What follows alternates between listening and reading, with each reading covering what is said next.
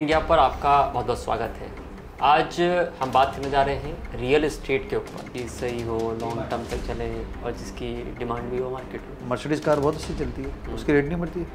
Samsung Apple का phone बहुत बढ़िया होता है, उसकी रेट नहीं बढ़ती। क्यों? मार्केट डिमांड भी है, रेट सही चीज़ भी है, उसकी रेट क्यों नहीं बढ़ती? आपका आईफोन कितना बढ़िया, उसकी रेट नहीं बढ़ेगी। मर्सिडीज़ कार, उसकी रेट नहीं बढ़ेगी। ये टेबल बहुत सुंदर है, ये लाइट बहुत अच्छी, इनकी रेट नहीं बढ़ेगी।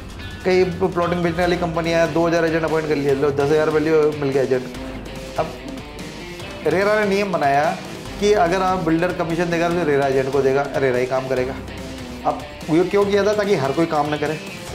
लेकिन हर कोई काम कर रहा है, 10,000 रुपये खर्च एजेंट लेके कर रहा है। तो ये राजस्थान के रेरा में ये कमजोरी है। आज सिंपल चीज़ है, आपने एजेंट के लिए कंपलसरी कर लिया, बिल्डर का एम्प्लॉय कितने हैं मुझे बता दो, आप चेक कर लीजिए, स्टिंग ऑपरेशन कर लीजिए, 90% बिल्डर के एम्प्लॉय रेरा नहीं होंगे, क्योंकि वो लोग कर्मचारी अपने आप को। तो अगर ज़मीन की रेट कंस्ट्रक्शन रेट से ज़्यादा है, कंस्ट्रक्शन ज़्यादा है, तो आप एंड यूजर मतलब उसको एंड यूज़ के लिए लेना चाहिए। लगता है ज़मीन की रेट कंस्ट्रक्शन से कम है तो इन्वेस्टमेंट के लिए ली जा सकती है।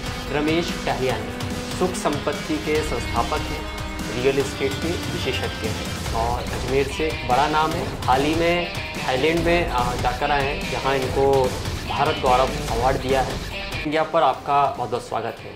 आज हम बात करने जा रहे हैं रियल एस्टेट के ऊपर। राजस्थान में रियल एस्टेट की क्या संभावनाएं भविष्य में बन रही हैं, अजमेर जयपुर के अंदर किस तरीके का निवेश राजस्थान में रियल एस्टेट के सेक्टर में आ रहा है, और उसके साथ साथ हम ये भी बताने वाले हैं कि आखिरकार रियल एस्टेट के मार्केट में बिल्डर और ग्राहक के बीच में कई बार जो आपसी तनातनी रहती है उससे कैसे आप बच सकते हैं। और इस पर बात करने के लिए आज हमारे साथ मौजूद हैं रमेश टहलियानी, सुख संपत्ति के संस्थापक हैं, रियल एस्टेट के विशेषज्ञ हैं और अजमेर से बड़ा नाम है। हाल ही में थाईलैंड में जाकर आए हैं, जहां इनको भारत गौरव अवार्ड दिया है। तो रमेश जी, आपका बहुत बहुत स्वागत है और सबसे पहले तो भारत गौरव अवार्ड की आपको बधाई।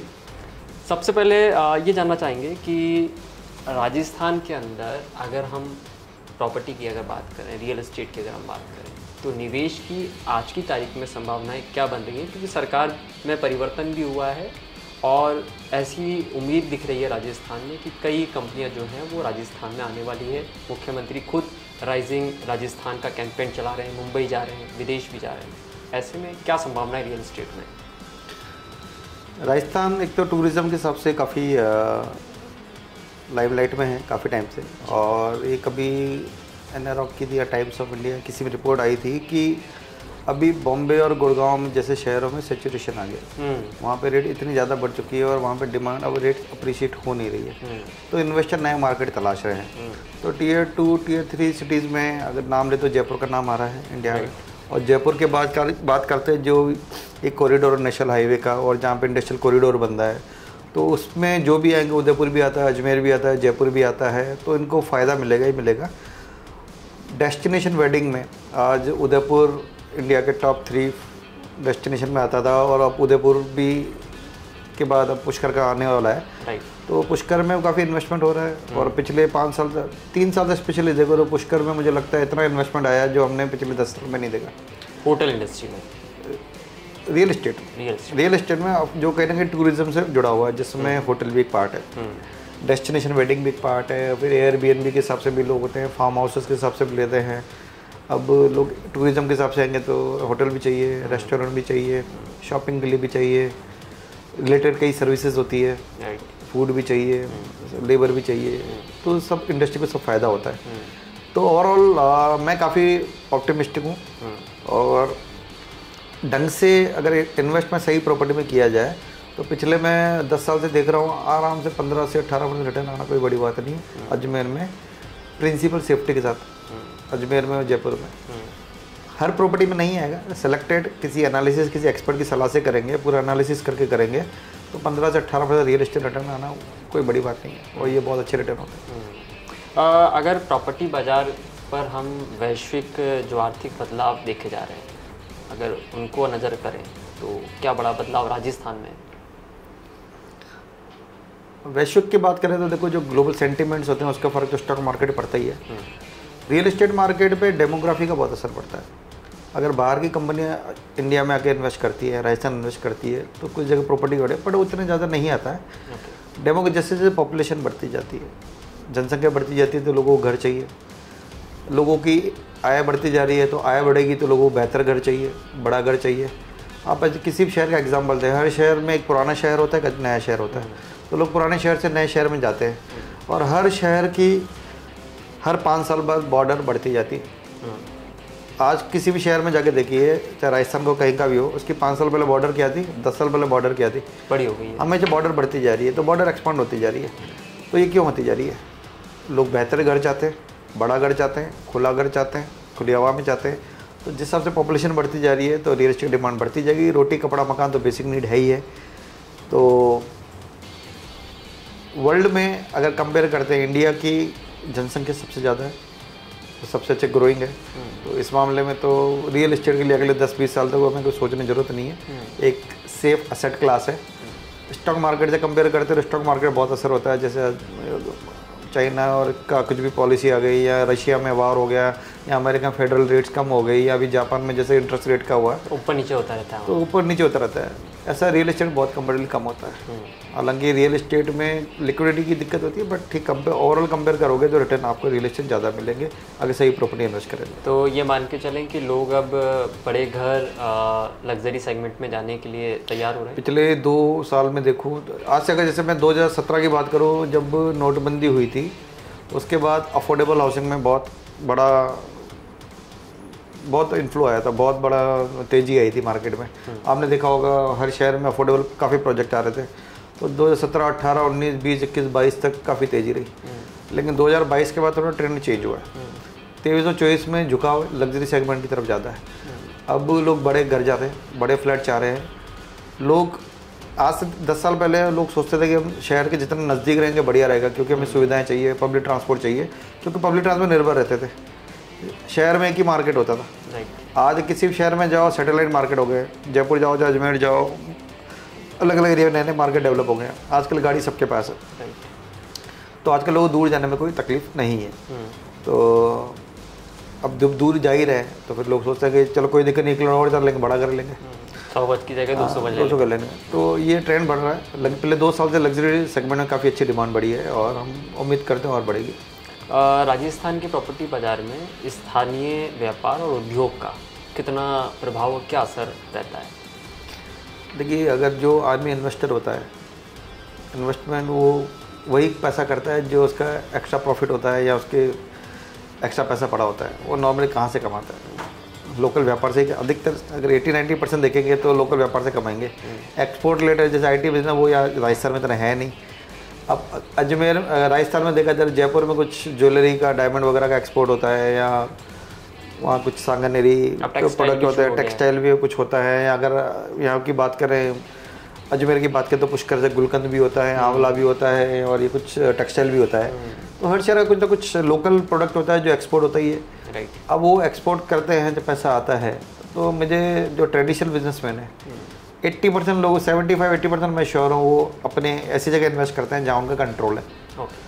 तो पुष्कर वालों का अजमेर में कर लेगा, जयपुर वाला आसपास कर लेगा, जोधपुर वाला आसपास कर लेगा। बहुत कम लोग होंगे जो बाहर जाके, कोई मुझे अगर 100 में से वो होगा 2-4 लोग मिले होंगे जो जिन्हें कहा होगा कि मैंने गुड़गांव में फ्लैट लिया है या जयपुर। अजमेर के लोग जयपुर ले लेते हैं, बस 100 में से 2-4 लोग लेते हैं। कोशिश करते हैं आसपास ही लो जो कंट्रोल हो। रियल एस्टेट लेना भी ऐसी जगह चाहिए जहाँ आप कंट्रोल कर सको, जहाँ आपका तो पैसा लोकल कमाते हैं और लोकली इन्वेस्ट करना पसंद करते हैं लोग। राजस्थान में रियल एस्टेट के क्षेत्र में विदेशी निवेश को कितना देख पा रहे हैं आप? क्या विदेशी निवेश भी है? गवर्नमेंट की कुछ पॉलिसीज़ है, अलाउ नहीं करती है बाहर के इन्वेस्टमेंट को। अगर फॉरेन का इन्वेस्टमेंट आ जाए तो एक फ़ायदा हो सकता है, जैसे बिल्डर्स को अगर मिल जाए। आज बिल्डर जितने भी होते हैं, उनकी सबसे बड़ी प्रॉब्लम यही आती है, उनको फंडिंग इजीली नहीं मिलती। उनको अगर बैंक से प्रोजेक्ट फाइनेंस कराते हैं तो 15 से 18% तक इंटरेस्ट देना पड़ता है।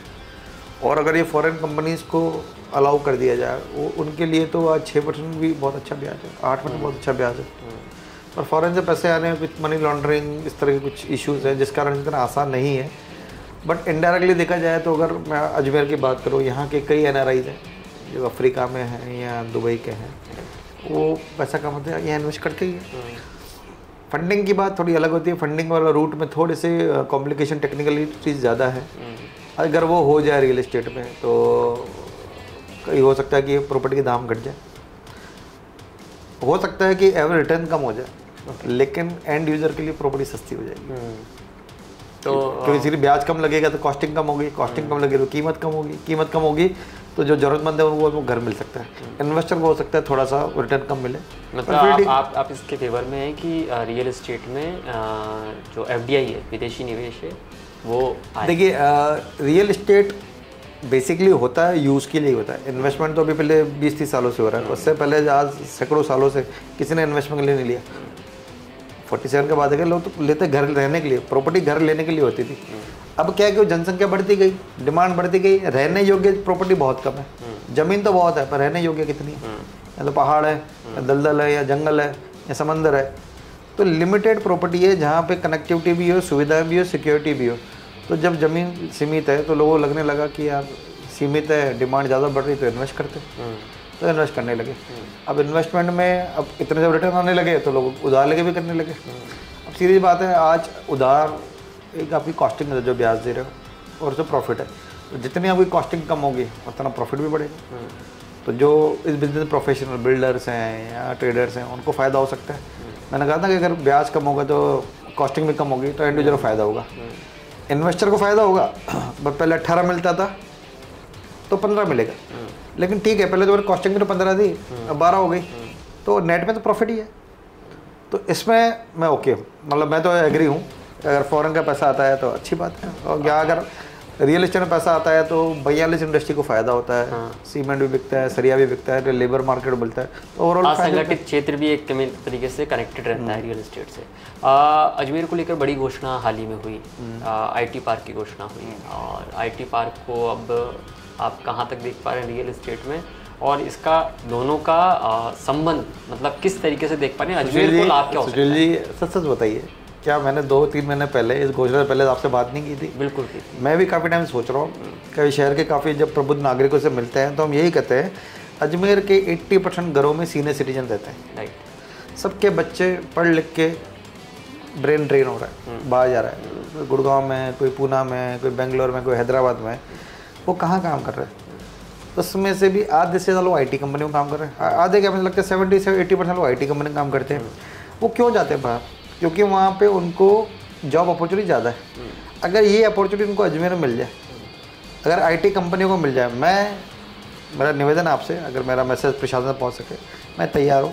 इंडिया में जितनी टॉप IT कंपनी है मैं उनसे कनेक्ट करने के तैयार हूँ। मैं मेरे नेटवर्क के थ्रू उनसे बात भी कर चुका हूँ, वो इंटरेस्टेड भी है। अगर उनको सही इंफ्रास्ट्रक्चर अजमेर में मिलता है, सही रेट में ज़मीन मिल जाती है, सही मैन पावर मिल जाता है, सही कंस्ट्रक्शन मिल जाता है, तो वो आ सकते हैं। और मैंने अजमेर में 2-3 कंपनियों को इन्वाइट किया भी था, वो आई भी थी। एक कंपनी थी, नाम नहीं लूँगा, उस कंपनी का पहले ऑफिस गुड़गांव में था, वो मेरे मिलने वाले थे, क्लाइंट थे। तो मैंने उनको रिकमेंड किया कि आप अजमेर में ऑफिस खोलिए, मैं आपको मैन पावर दिला दूँगा, प्रॉपर्टी दिला दूँगा। उन्होंने अजमेर में आए मेरे कहने पे, तो उनकी 40% कॉस्टिंग कम हो गई गुड़गांव के मुकाबले। और जो अट्रेशन रेट होता है एम्प्लॉय का, जो शिफ्ट का होता है, जो छोड़ते जाओ, वो भी कम हो गया। अब उनका प्लान है कि अब तक 50 एम्प्लॉय थे, अब इस साल वो 200 एम्प्लॉय अजमेर करने का प्लान कर रहे हैं कि हम पूरा गुड़गांव से यहाँ शिफ्ट कर लेंगे। तो ऐसे में रोजगार भी उससे, अजमेर में रोजगार, यार एक बात बताइए, अगर क्यों आज सीधी बात है, अगर उसको गुड़गांव में 50,000 मिल रहे हैं तो उसमें से बचता कितना होगा? कुछ भी नहीं, 10,000 15,000 बचता होगा। अगर यहाँ उसको 40 में मिलेंगे ना तो भी 20,000 बचा लेगा। सही है। तो प्रैक्टिकली ये अजमेर में करने को तैयार हूँ। IT बार में अगर प्रशासन को मैं किसी तरह सरकार को सहयोग चाहिए, मैं देने को तैयार हूँ। मुझे नाम नहीं चाहिए, मैं चाहता हूँ अजमेर में कुछ कंट्रीब्यूट कर सकूँ। जिस शहर ने मुझे इतना कुछ दिया है मैं उसको योगदान दे सकूँ। और मैं मेरे नेटवर्क, जैसे मैं नेशनल एसोसिएशन रियल्टर का मेंबर हूँ, और इस तरह मैं मेरे काफ़ी फ्रेंड रियल्टर हैं जो कि बेंगलोर में भी हैं, हैदराबाद में भी हैं। इवन अजमेर की 1-2 IT कंपनियों को मैं बेंगलोर हैदराबाद ऑफिस दिला भी चुका हूँ। तो नेटवर्क है, IT कंपनी आने को तैयार है अगर उनको सही इंफ्रास्ट्रक्चर मिल जाए, सही मैन पावर मिल जाए। मुझे लगता है अजमेर की एक ये भी प्रॉब्लम है, जो सीनियर सिटीजन अकेले रहते हैं शहर में। चलो 80% घरों में सीनियर सिटीजन अकेले, उनकी प्रॉब्लम सॉल्व हो जाएगी। अगर 10% लोग भी अगर अजमेर आ गए तो कम से कम 10% घरों में खुशियाँ होगी। आज हर माँ बाप चाहेगा उसका बच्चे साथ रहे और उसको अच्छा पैसा मिल जाएगा, यहाँ क्यों नहीं रहेगा? तो इसमें ये तो करना चाहिए। IT पार्क अगर होता है तो अजमेर के लिए बहुत अच्छा है। आईटी पार्क आना उस एरिया को भी डेवलप करेगा और अजमेर में एम्प्लॉयमेंट अपॉर्चुनिटी बढ़ेगी, अजमेर की जीडीपी को ग्रोथ होगी, सब जैसे फ़ायदा होगा। चलिए, इस विषय पे ज़रूर आपकी जो बात है वो सरकार तक रखने की हम भी कोशिश करेंगे, जिससे शहर का विकास हो, शहर में रोज़गार के अवसर भी तैयार हो। पिछले कुछ वर्षों में प्रॉपर्टी की कीमतों में बड़े बदलाव देखे जा रहे हैं। ये बदलाव कितने और समय तक हम दे सकते हैं? और हाल ही में एक रिपोर्ट आई है, बेंगलोर के अंदर जो प्रॉपर्टी की रेट थी वो दुगनी हो गई। तो अजमेर, जयपुर, राजस्थान को कहाँ देख रहे हैं बदलाव के अंदर प्रॉपर्टी? देखिए, प्रॉपर्टी रेट तो बहुत अच्छे बढ़े हैं। पहले 3 सालों में अगर देखा जाए तो औसत जो प्रॉपर्टी की ग्रोथ होती है उससे दुगनी से 3 गुनी हुई है। ये हुई है क्योंकि डिमांड है। कोविड के बाद लोगों को लगने लगा है कि पैसा बचाने बजाय करना चाहिए, सही घरों में रहना चाहिए, बेहतर घरों में रहना चाहिए, तो लोग खर्चा कर रहे हैं। दूसरी बात, एक रियल इस्टेट है ना, इसको रियल इस्टेट क्यों बोलते हैं? क्योंकि ये रियल है, इसको महसूस कर सकते हैं, तो रियल असेट है ये। तो लोगों को इनकम बढ़ रही है। पहले जब कोविड से पहले लोग ज़्यादा कंजम्पशन करते थे, अब लग रहा है कि यार नहीं, कुछ पैसा बचाना चाहिए फ्यूचर के लिए, तो लोग बचा रहे रियल इस्टेट में डाल रहे हैं। तो पूरे नॉट ओनली अजमेर, पूरे राजस्थान में, पूरे इंडिया में रियल इस्टेट अच्छा ग्रो किया है। और जिस हिसाब से डेवलपमेंट हो रहा है, गवर्नमेंट इंफ्रास्ट्रक्चर पैसा फूंक रही है और जिस तरह मार्केट में पैसा चल रहा है, तो मुझे लगता है अगले 2-3 साल तक और कोई दिक्कत तो नहीं है। लेकिन ये हो सकता है कुछ जगह पे स्लम्प आने की संभावना, कुछ नॉट सब जगह। क्या होता है कि जब तेज़ी आती है तो तेज़ी के मार्केट में कुछ गलत प्रॉपर्टियाँ भी बिक जाती है, मतलब अच्छे दोगुने भाव में बिक जाती है। लेकिन अगर उसकी एंड यूजेबिलिटी नहीं है तो उसकी रेट नहीं बढ़ती है। रेट हमेशा उसकी बढ़ेगी जिसकी एंड यूजेबिलिटी होगी। सिर्फ ऐसी ज़मीन ले लो आप, बाड़मेर में जाके रेट के दोहरे ले लो, या थावला से आगे जाके बिल्कुल 5 घंटे जाके ले लो, तो ज़रूरी नहीं है ऐसी रेट बढ़े। अब रेट बढ़ रही है तो मैं ऐसे कई एग्जांपल दे दूँ कि रेट कुछ नहीं बढ़ी। अजमेर में जो अंसल टाउन है, अंसल सिटी, सुशांत सिटी, अजमेर किशनगढ़ बीच में 5 साल से वही रेट है। आप नसीरा रोड पे चले जाइए, ब्यावर रोड पे चले जाइए, ज़्यादा रेट नहीं बढ़ी, उसका ज़्यादा 3 गुनी होगी, 2 गुनी 3 होगी, क्योंकि एंड यूजेबिलिटी है, एंड यूजेबिलिटी कम है, क्योंकि यहाँ पे डेस्टिनेशन वेडिंग है। तो जहाँ एंड यूजेबिलिटी होगी वहाँ तो रेट अच्छी बढ़ती रहेगी। बट मैं आपके दर्शकों से एक गुजारिश करना चाहूँगा, कोई भी प्रॉपर्टी लेने से पहले बस ये सोच लीजिएगा, इन्वेस्ट करने से पहले, क्या ये इस्तेमाल योग्य है। अगर इस्तेमाल योग्य नहीं है तो आप कोशिश करें ना ले प्रॉपर्टी, हो सकता है आपका पैसा अटक जाए। तो राजस्थान के कौन कौन से ऐसे शहर हैं जहाँ प्रॉपर्टी का जो बाजार है वो बहुत तेज़ी से बढ़ रहा है? टायर 2 और टायर 3 की जो श्रेणी में राजस्थान के शहर है सभी है, मतलब ऐसा कोई स्पेशल नहीं है। मगर हाँ, जयपुर में ऑफकोर्स आया है, जोधपुर है, उदयपुर है, अजमेर का नाम आता है, कोटा में अच्छा इन्वेस्टमेंट बढ़ा है, बीकानेर में भी काफ़ी डिमांड आई है, इवन सीकर में भी बहुत अच्छी डिमांड आई है।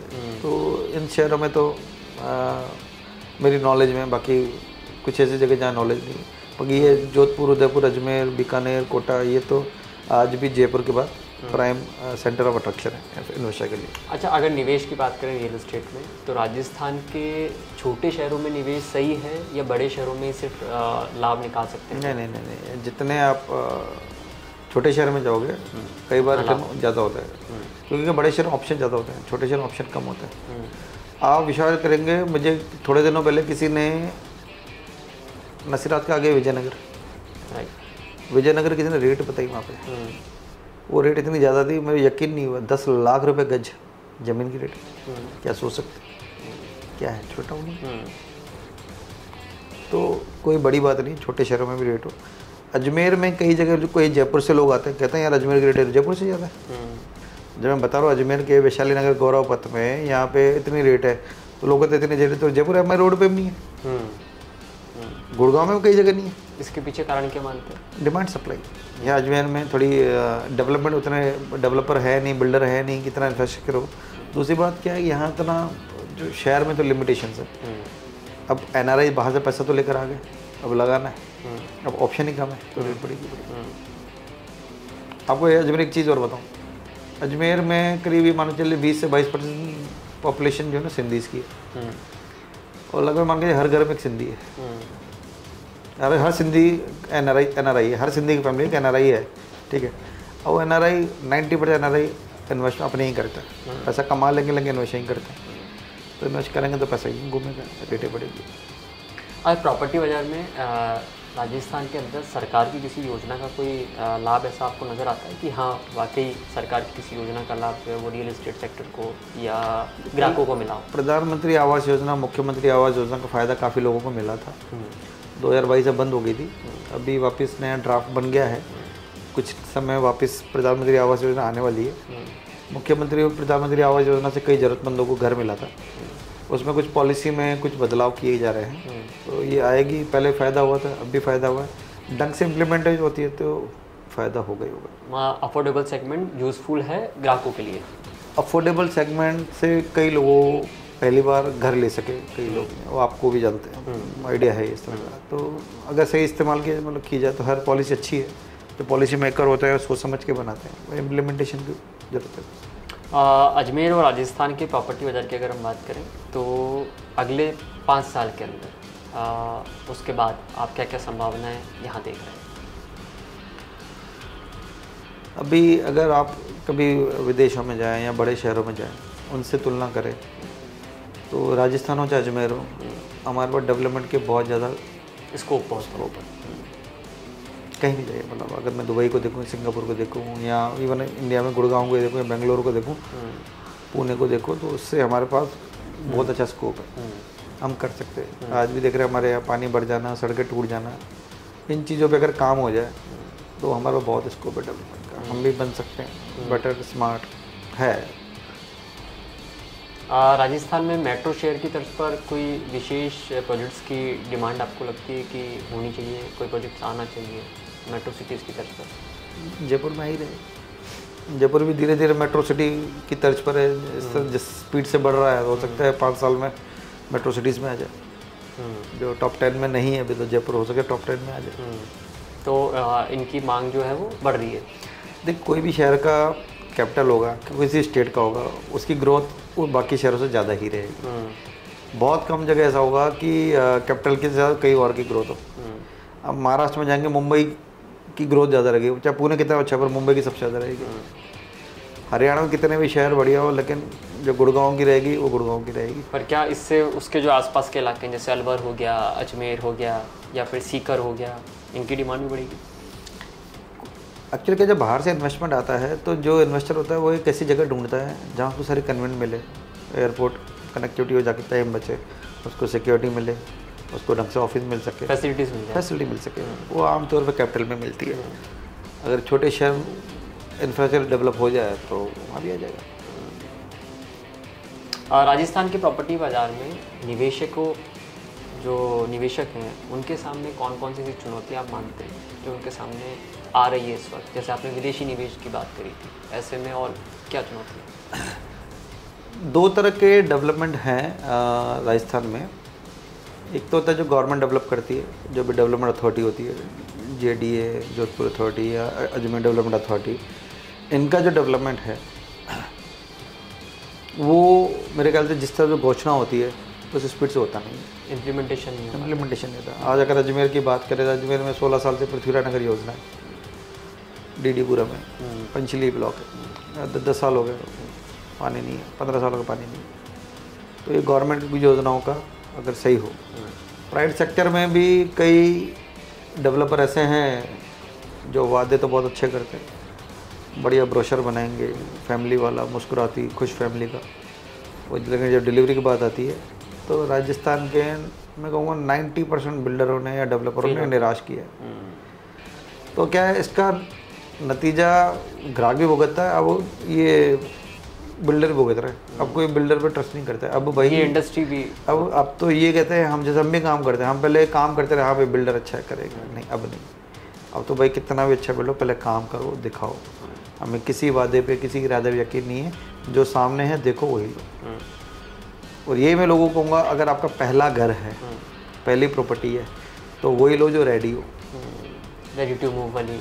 और लगता है रेडी में आपके ऑप्शन नहीं है तो एटलीस्ट वो लो जो 75-80% कम्प्लीट हो चुकी है, तो आपका रिस्क कम है। अगर नहीं प्री लॉन्चिंग में या ऐसे लॉन्चिंग बुकिंग करते हैं तो इन्वेस्टमेंट के लिए फिर भी ठीक है, कैलकुलेटिव इन्वेस्टमेंट होता है, बट एंड यूजर को ये रिस्क नहीं लेना चाहिए। क्योंकि यहाँ देख ले, मैं रेरा कमेटी का जो समझौता समिति है उसका सदस्य भी हूँ, तो वहाँ जितने भी मैं हर हफ्ते जो सुनवाइयाँ होती है तो यही देखता हूँ कि 90% केस में बिल्डर ने डिले किया है और क्वालिटी से कॉम्प्रोमाइज़ किया। अब क्योंकि क्या है कोई यहाँ पे इतना अभी जो सच बताओ रेरा का जो कानून इतना अभी कड़ा नहीं है, इतनी सख्ती नहीं है, पहले से बेहतर है ऑफकोर्स, पर आज भी इतना सख्त नहीं है। एक प्रोजेक्ट हुआ था जो बिल्कुल रेरा डेट भी एक्सटेंड हो गई, केस भी कर लिए, रेरा ने आदेश भी दे दिए, पर बिल्डर ने कुछ नहीं किया, वो चला गया, दिवालिया हो गया, दिवालिया घोषित कर लिया। तो क्या कर लिया रेरा ने? तो कई जगह रेरा भी मतलब ऐसा है। और गवर्नमेंट वही मैं आपको बता जो दोनों में इम्प्रूवमेंट का बहुत गुंजाइश है, बहुत चांसेस है। हाँ, जेडीए में भी हो सकता है, जेडीए में हो सकता है, गुंजाइश बहुत है। और डेवलपर बिल्डर को भी ऑफकोर्स अगर बिजनेस में जो सबसे बड़ी प्रॉब्लम ये इंटीग्रिटी, एथिक्स की, ट्रांसपेरेंसी की, कमिटमेंट की, अगर ये हो जाती है तो ऑफकोर्स सब हम आपके लिए भी अच्छा है, हमारे लिए भी अच्छा है, सबके लिए अच्छा है। तो रेरा आने के बाद आपको कितना चेंज नज़र आता है कि हाँ वाकई ग्राहकों के हित में फैसले आए हैं, या रियल एस्टेट सेक्टर को एक तरीके से बूस्टर दे दिया और रेरा ने? रेरा के कारण देखो, जो कई लोग पहले इन्वेस्टमेंट करने कतराते थे या बाहर के लोग आते थे, ऑफकोर्स उनके लिए तो फ़ायदा ही है, बट इतना देखिए क्या होता है, रेरा के आने के बाद भी कोई ऐसा नहीं प्रॉब्लम कम हुई है, प्रॉब्लम तो बढ़ी है।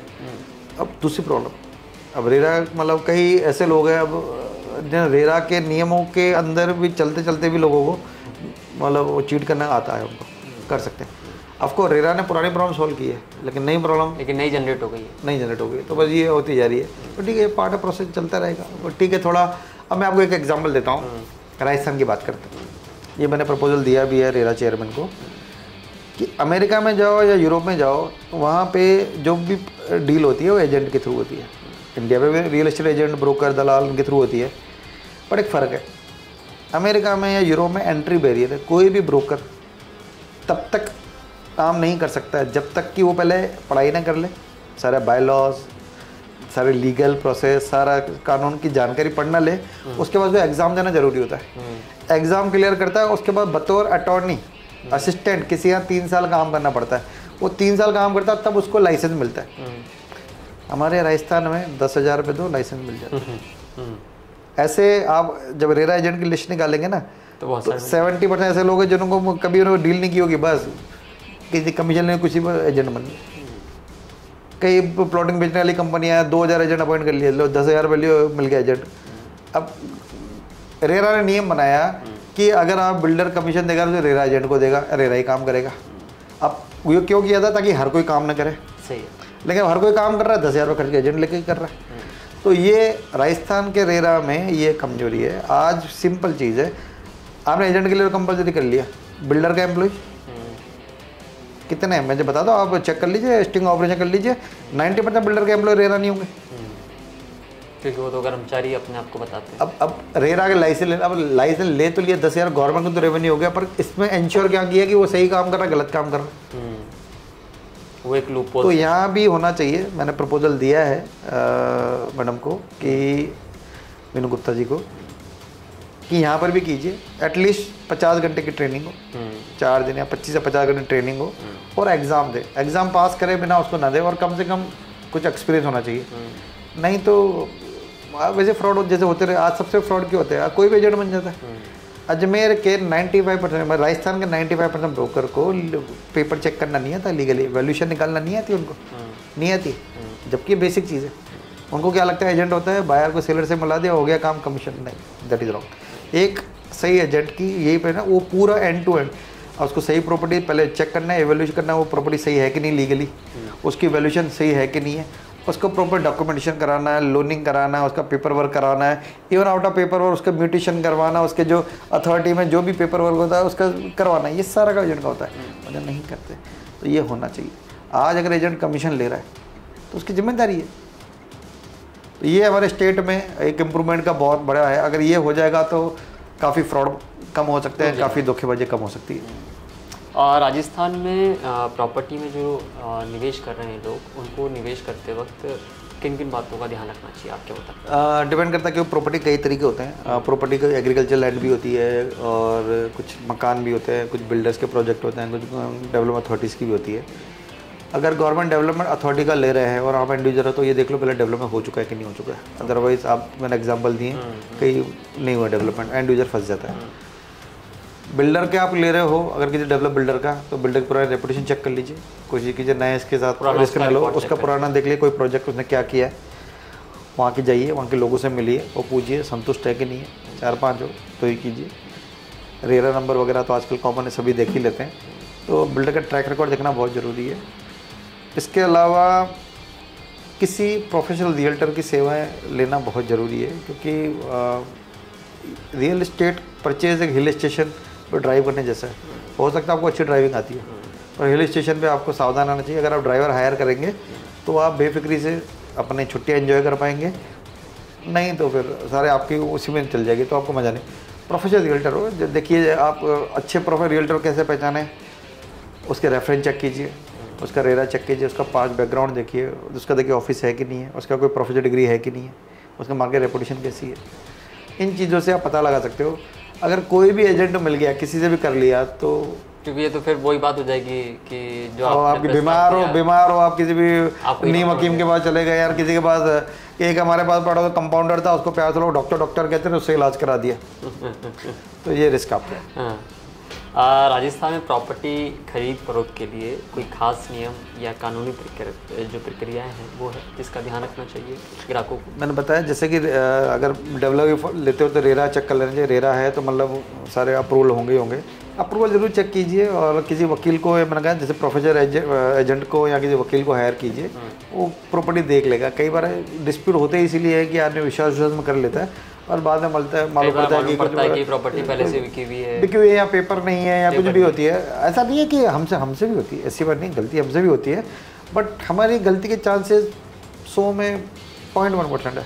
लेकिन जो ऐसे लोग जिनको पास नहीं आता, नॉलेज नहीं आता है, वो वकील के थ्रू डायरेक्ट करते हैं या पैसा बचाने के चक्कर में लोग काम करते हैं ना, उनके साथ ज़्यादा होता है। अकेला हमारे इंडिया में पूरी मिडिल क्लास की मेंटलिटी यही है, पैसा बचाना। लेकिन पैसा बचाने के चक्कर में कई बार ऐसे डिसीजन ले लेती है जिससे लॉस होता है। ये थोड़ा ध्यान रखना चाहिए। तो एक और सवाल कि राजस्थान में फ्लैट, विला या प्लॉट, किसकी डिमांड आप सबसे ज़्यादा देख रहे हैं यहाँ पर इस वक्त? क्योंकि सेगमेंट बहुत सारे हो गए, निवेश भी रियल एस्टेट में खूब आ रहा है, प्लॉट में भी आ रहा है, विला में भी आ रहा है, लैंड में भी आ रहा है, फार्म में भी आ रहा है। मुझे पिछले साल एक अमेरिकन यूनिवर्सिटी ने ऑनरी पीएचडी दी थी। वो पीएचडी इसलिए दी थी क्योंकि मैंने रियल एस्टेट इन्वेस्टमेंट को डिकोड किया था। स्टॉक मार्केट के लिए, म्यूचुअल फंड के लिए बहुत आपको एक्सपर्ट मिल जाएंगे जो सलाह देंगे, इसमें ये शेयर लेना चाहिए, ये नहीं लेना चाहिए, इसकी फेयर वैल्यूएशन ये है, इसकी प्रॉफिटेबिलिटी ऐसे है, इसका पी रेशियो ये है, इसका अर्निंग पर शेयर कितना है। लेकिन रियल एस्टेट का ऐसे। तो जब मैं 14 साल पहले दुबई से आया था, मैं इन्वेस्टमेंट बैंकर था, मेरा काम यही था इन्वेस्टमेंट एनालिसिस करना, वो क्लाइंट को रिकमेंड करना। जब इंडिया में आया तो देखा कि यार या तो कोई है ही नहीं, ना कोई किताब है, ना कोई यूट्यूब पे वीडियो है, ना गूगल पे कुछ है, तो करे कैसे? फिर मैंने जाके इंडिया में स्टडी की। मैंने चेक किया कि लोग बस ये कहते हैं प्रॉपर्टी ले लो बढ़ जाएगी, और बढ़ जाएगी, पर कितनी बढ़ेगी, कौन सी ज़्यादा बढ़ेगी, कौन सी कम बढ़ेगी, ये किसी को नहीं पता। फिर मैंने क्या किया, करीब ऐसे 100 से ज़्यादा लोगों से मिला, मैंने एक लिस्ट बनाई मेरे रेफर में, ऐसे कितने लोग हैं जिनके पास 50 करोड़ या 100 करोड़ से ज़्यादा की प्रॉपर्टी है, सेल्फ मेड। करीब 10-15 मेरे कनेक्शन में थे कि वो दुबई का था, तो ऐसे लोग मिल गए। फिर रेफरेंस निकले, कम से कम मैंने 100 से ज़्यादा ऐसे लोगों से बातचीत की, अनऑफिशियल इंटरव्यू लिया कि प्रॉपर्टी में कब कहाँ कैसे रेटें बढ़ती है। तो शॉर्ट में बताता हूँ कैसे बढ़ती है, उससे आपके सवाल का जवाब मिल जाएगा। सबसे पहली चीज़, चाहे कोई भी इन्वेस्टमेंट ऑप्शन हो, चाहे शेयर्स हो, चाहे म्यूचुअल फंड हो, चाहे गोल्ड हो, चाहे घड़ियाँ हो, चाहे डायमंड हो, रेट किसकी बढ़ती है? क्या आपको पता है रेट किसकी बढ़ती है? जो चीज़ सही हो, लॉन्ग टर्म तक चले और जिसकी डिमांड भी हो मार्केट में। मर्सिडीज़ कार बहुत अच्छी चलती है, उसकी रेट नहीं बढ़ती है। सैमसंग एप्पल का फ़ोन बहुत बढ़िया होता है, उसकी रेट नहीं बढ़ती। क्यों? मार्केट डिमांड भी है, रेट सही चीज़ भी है, उसकी रेट क्यों नहीं बढ़ती? आपका आईफोन कितना बढ़िया, उसकी रेट नहीं बढ़ेगी। मर्सिडीज़ कार, उसकी रेट नहीं बढ़ेगी। ये टेबल बहुत सुंदर है, ये लाइट बहुत अच्छी, इनकी रेट नहीं बढ़ेगी। क्यों? बेसिक फार्मूला इकोनॉमिक्स का, जिसकी डिमांड ज़्यादा होगी और सप्लाई कम होगी उसकी रेट बढ़ेगी। सब्जी की क्यों बढ़ती है? जैसे सब्जी टमाटर प्याज की सप्लाई कम हो जाती है, रेट बढ़ती है। सोने की रेट क्यों बढ़ती है? सोना एक ऐसी धातु है जिसको मतलब उसकी वैल्यू है, क्योंकि चमकता है और लिमिटेड है। दुनिया में से 11 माइंस में सोना था, 7 में ख़त्म हो गया, सिर्फ 4 माइंस में बता है। लेकिन हर देश को गोल्ड रिजर्व रखना पड़ता है, क्योंकि गोल्ड ऐसा जो हर देश में चल जाएगा। इंडिया में डॉलर नहीं चलेगा, वहाँ रुपये नहीं चलेंगे, लेकिन सोना वहाँ भी चलेगा, यहाँ भी चलेगा। तो हर देश, चाहे चाइना हो, चाहे अमेरिका हो, चाहे सब गोल्ड खरीद रहे। तो गोल्ड की डिमांड बढ़ रही है। अब मान लो आपको सोना चाहिए, मैं कहता हूँ नहीं 100 के मैं 110 लूँगा, आपको चाहिए, आप 110 हो गए, रेट बढ़ गई 110। मेरे को कहता यार मेरे को सोना चाहिए, मैंने 120 ले, 120 है। प्रॉपर्टी में वैसे ही होता है, डिमांड है, प्रॉपर्टी लिमिटेड है, एक ही पृथ्वी है, उसमें भी रहने योग्य ज़मीन कितनी है, लिमिटेड है। आज रहो ना, जाकर माकड़वाली में बहुत खेत पड़े, वहाँ जाके क्यों नहीं रहते, वहाँ आपको हो सकता है 10% रेंट में मिल जाए, वो पहाड़ पर जाकर रहिए, लेकिन वहाँ रह नहीं सकते। सिक्योरिटी डर, मौसम से बचना है, एंटी सोशल एलिमेंट से बचना है, तो रहने योग्य ज़मीन कम है, इसलिए उसकी डिमांड ज़्यादा है, जिस हिसाब से पॉपुलेशन बढ़ती है इसलिए प्रॉपर्टी की रेट बढ़ती है। तो कभी भी इन्वेस्टमेंट करें ऐसी जगह करें जिसकी लगता है सप्लाई कम हो, डिमांड ज़्यादा हो। अब आप कई लोग ऐसे करते हैं भाई साहब, शहर से 10 किलोमीटर जाके किसी गाँव में जाए एग्रीकल्चर प्लॉट ले लेते हैं, उन्हें लगता है रेट बढ़ेगी, नहीं बढ़ती है। आज मैं किशनगढ़ के बीच में सुशांत सिटी में लोगों ने रेट ले लिया और उनको लगा रेट बढ़ेगी, अरे वहाँ जब तक एंड यूज़र नहीं आएंगे, वहाँ प्लॉट बहुत है, सप्लाई बहुत है, एंड यूज़र नहीं है। तो उसी प्रॉपर्टी में इन्वेस्ट कीजिए जहाँ पे एंड यूज़र हो, जिसकी डिमांड ज़्यादा हो, जिसकी एंड यूजेबिलिटी हो, सप्लाई कम। पर ग्राहक ये कैसे समझे कि एंड यूज़र जगह ये है, ये कैसे समझे? एंड यूज़र के लिए आपसे मैं अगर पूछूं, आप घर कहाँ बनाओगे, कहाँ बनाएंगे? जो आने वाले समय में डेवलपिंग एरिया हो, सुविधाएं हो, विकसित हो रही हो। आने वाले समय के बजाय आप ये नहीं देखोगे मुझे को कहाँ सिक्योरिटी है, मेरा घर कहाँ सिक्योर है। आज बना लीजिए पृथ्वीराज नगर, घर बना लीजिए, आज है सब रोड वगैरह सब लाइट ले, घर क्यों नहीं बना रहे?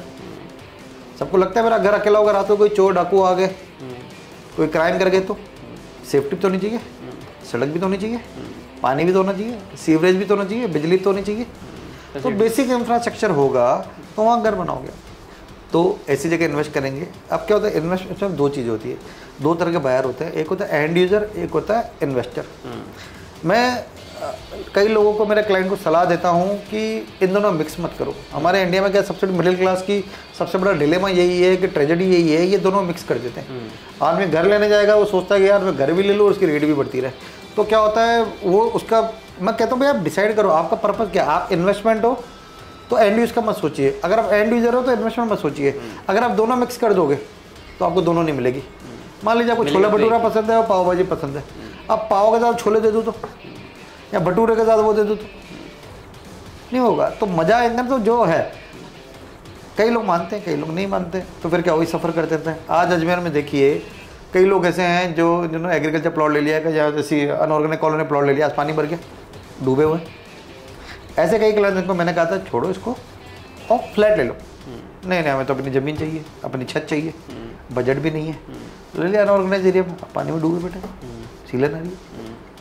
तो ये हमें मिडिल क्लास को स्ट्रैप से निकलना पड़ेगा। अच्छा मैं क्लाइंट को क्या बोलता हूँ, जैसे अच्छा आपको इन्वेस्ट, मान लो आपका बजट है 50 लाख रुपये, आपको ज़मीन भी चाहिए, घर भी चाहिए, ठीक है, तो मैं क्लाइंट बोलता हूँ एक काम 25 लाख का फ्लैट लो और 25 लाख का प्लॉट ले लो, अलग अलग कर दो। आपकी ज़मीन भी हो गई आपके पास, आपको रहने घर भी, छत भी हो गई। अब आप फ्लैट में आपको सिक्योरिटी भी ज़्यादा है, सस्ता भी मिल गया, कल को पैसे की जरूरत पड़ी तो प्लॉट बेच भी सकते हो। वरना अपने घर, मान लो आपके घर की वैल्यू होगी 50 लाख में लिया, 1 करोड़ हो गई, तो कहीं कमरा बेच सकते हो क्या? नहीं। तो अलग अलग कर लो ना, ये डिकोड किया। दूसरी बात रही बात प्लॉट की, फ्लैट की और विला की। प्लॉट क्योंकि लिमिटेड है इसलिए प्लॉट की रेट बढ़ती है, विला और फ्लैट जितनी डिमांड होगी बन जाएंगे। अगर विला बनता है तो मान लीजिए एक ज़मीन है, मान लो एक एग्जाम्पल 100 गज है या 1000 स्क्वायर फीट ज़मीन है, उसमें एक घर है, आप 100% मालिक हो, तो वहाँ की जो भी अप्रीजल होगा 100% आपका होगा। फ्लैट के केस में मान लो 10 मंजिला बिल्डिंग है, तो मान लेते उस हिस्से में आपका 10% हिस्सा है, तो अप्रीजल मिलेगा 10% मिलेगा। लोग शिकायत करते हैं यार मुझे यार फ्लैट में रेट नहीं बढ़ रहे हैं। अरे तो आपने फ्लैट की ज़मीन के रेट तो ज़मीन की बढ़ रही है, आपने ज़मीन का पैसा 10% दिया है तो 10% मिलेगा आपको। अब आप 10% देके सोच रहे हो कि 100% मिलेगा, तो ये वही होगा ना, मैं नीम बो के आम कैसे आऊँ।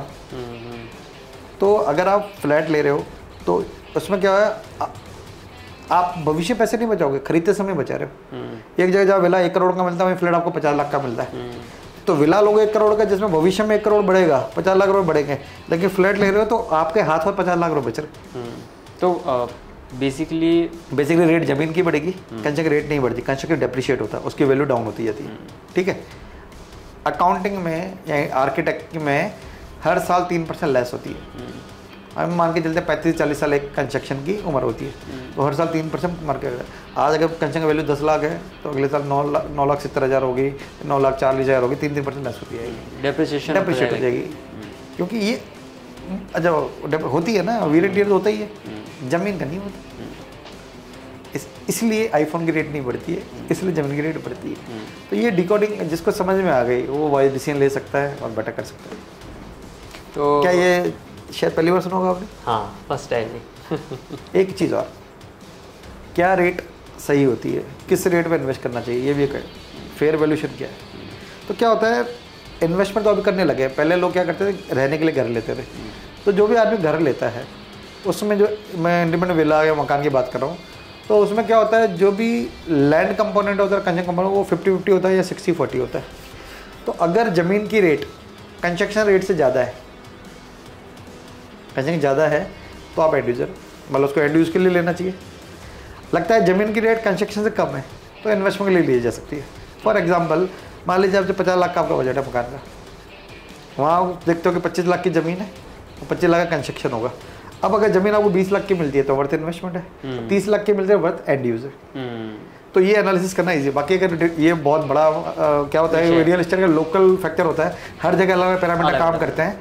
और भी कई होते हैं पैरामीटर, ईस्ट फेसिंग की वैल्यू रेट साउथ से ज़्यादा बढ़ती है, जितनी चौड़ी सड़क होगी उतनी ज़्यादा रेट बढ़ेगी, जितना वास्तु का भी फ़र्क पड़ता है, जितनी चौड़ी सड़क हो उतना फ़ायदा होता है। लोग प्रेफर करते हैं कि जितना होता है हाईवे से दूर रहे, इंडस्ट्रियल एरिया से दूर रहे। ऐसी जगह जहाँ कई लोग हाईवे पे ले लेते हैं, खुशी में हाईवे पे, अरे हाईवे पे रेट नहीं बढ़ती। कोई भी समझदार आदमी हाईवे के नज़दीक नहीं रहना चाहता, वही रहेगा जिसको अप डाउन करना। बाकी समझदार जिसके पास ऑप्शन नहीं है, ऑप्शन है, वो नहीं रहेगा हाईवे पे। इंडस्ट्रियल एरिया वालों को प्रेफर नहीं करता है जहाँ एयर पोल्यूशन हो, नॉइस पोल्यूशन हो।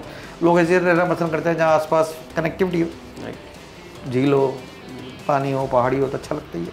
ऐसी जगह इन्वेस्ट करेंगे तो फ़ायदा होता है। पुष्करम क्यों डिमांड है, मांगली आदमी क्यों डिमांड नहीं है, यही वजह। जितने अच्छा, और रियल एस्टेट में जितनी छोटी टिकट साइज होगी उतना ज़्यादा अप्रिसिएशन होता है।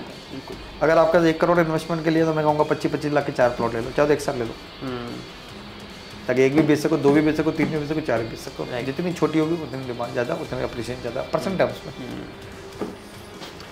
तो ये थे हमारे साथ रमेश चलियानी। उम्मीद है कि आपके मन की जो जिज्ञासाएं होंगी, सवाल होंगी, और रियल एस्टेट के बारे में जानने का आपको मौका मिला होगा। एक बेहतरीन इस पूरी बातचीत में निकल कर बात आई है कि अजमेर का जो IT पार्क है उसके लिए रमेश चलियानी बड़ी मदद सरकार को भी कर सकते हैं। तो हम भी उम्मीद करते हैं कि जो भी प्रशासनिक अधिकारी और विधायक या सांसद अगर इस इंटरव्यू को देखते हैं तो इसमें से जो महत्वपूर्ण बात निकल के आ रही है जिस तरीके से कि रमेश चलियानी उनको मदद करने के लिए तैयार हैं, और हम भी कोशिश करेंगे कि सरकार के साथ ये बातचीत की जा सके कि अजमेर के अंदर IT कंपनियों को रमेश चलियानी के ज़रिए इनवाइट किया जाए, उनको यहाँ पर मौका दिया जाए, जिससे अजमेर के अंदर रोज़गार के अवसर तैयार हो सके।